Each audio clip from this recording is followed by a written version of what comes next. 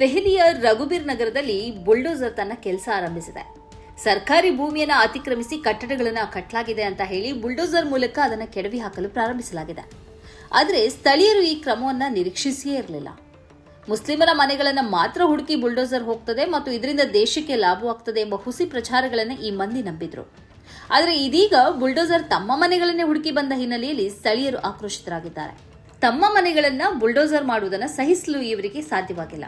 ಎಂಪಿಗಳು ಎಂಎಲ್ಎಗಳ ಮನೆಗಳನ್ನು ನೀವು ಒಡೆಯುತ್ತೀರಾ ಎಂದು ಪ್ರಶ್ನಿಸತೊಡಗಿದ್ದಾರೆ.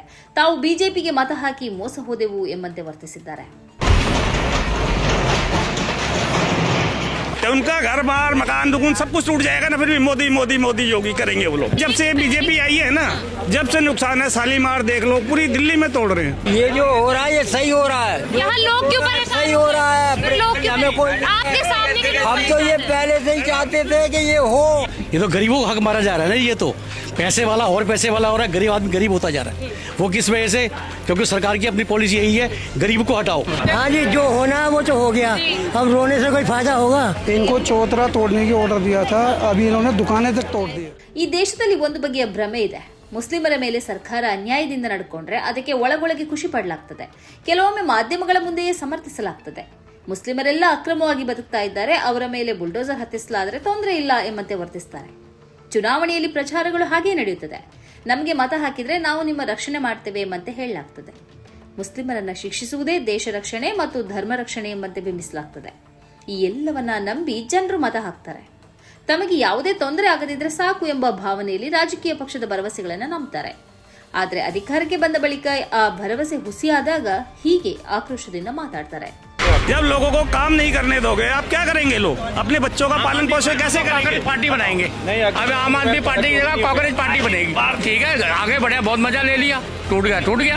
कितने सालों से थी सर आपकी दुकान यहाँ?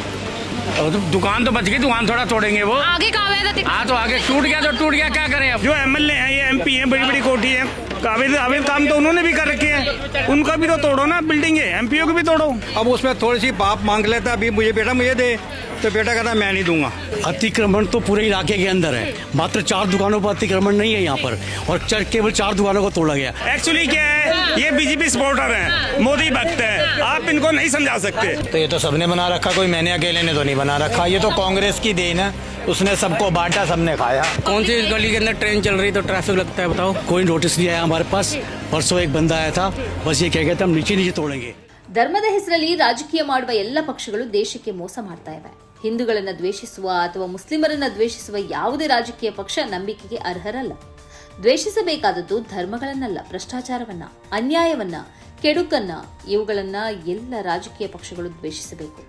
ಅದರ ಹೊರತಾಗಿ ಮನುಷ್ಯರನ್ನ ಧರ್ಮದ ಆಧಾರದಲ್ಲಿ ವಿಭಜಿಸಿ ಒಬ್ಬರನ್ನ ಪ್ರೀತಿಸುವ ಮತ್ತೊಬ್ಬರನ್ನ ದ್ವೇಷಿಸುವ ಕೆಲಸವನ್ನ ಯಾವುದೇ ರಾಜಕೀಯ ಪಕ್ಷ ಮಾಡಿದ್ರೂ ಅದು ನಂಬಿಕೆಗೆ ಅನರ್ಹವೇ. ನಾವು ಮತ ಚಲಾಯಿಸಬೇಕಾದದ್ದು ದೇಶದ ಅಭಿವೃದ್ಧಿ ಮತ್ತು ಸರ್ವರ ಒಳಿತನ ನೋಡಿಕೊಂಡು ಇರಬೇಕೇ ಹೊರತು ದ್ವೇಷದ ಆಧಾರದಲ್ಲಿ ಆಡಳಿತ ನಡೆಸುವ ಯಾವುದೇ ಪಕ್ಷಕ್ಕೂ ಬೆಂಬಲ ಸಾರಬಾರದು. ಈ ಕಾರ್ಯಕ್ರಮದ ಪ್ರಾಯೋಜಕರು Gadiyar group of companies, specialised in piling and shoring, engineering consultancy, fire fighting, steel structures, real estate. Office, SIT Tower, Silicon Oasis, Dubai, UAE. ಸ್ನೇಹಿತರೆ, ನಿಮ್ಮ ಅದ್ಭುತ ಬೆಂಬಲದಿಂದ ಸನ್ಮಾರ್ಗ ನ್ಯೂಸ್ ಚಾನೆಲ್ ಈಗ 2 ಲಕ್ಷ ಸಬ್ಸ್ಕ್ರೈಬರ್ಗಳನ್ನು ದಾಟಿದೆ. ಇದು ನಮ್ಮ ಯಶಸ್ಸಲ್ಲ, ಇದು ನಿಮ್ಮ ಯಶಸ್ಸು. ನಮ್ಮ ಮುಂದಿನ ಗುರಿ 4 ಲಕ್ಷ. ಇದು ಕಷ್ಟವಲ್ಲ. ನೀವು ಮಾಡಬೇಕಾದದ್ದು ಸಿಂಪಲ್.